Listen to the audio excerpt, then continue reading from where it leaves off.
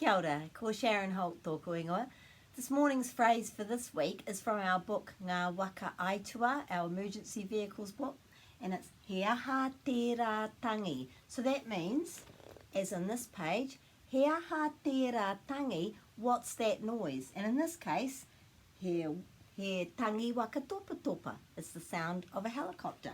So he aha usually in a sentence would mean what? Tērā is that over there. If we wanted to say this noise, we would say tēnei. He aha tērā tangi is noise or sound. And an answer could be he tangi and then whatever the noise is. So let's say it's the noise of a rooster. He tangi tame hei hei. Or you could just say he tame hei hei, a rooster. So he aha tērā tangi. Perhaps you could start saying that this week with children and get them to get used to that phrase and answering what that noise is. Ka kite.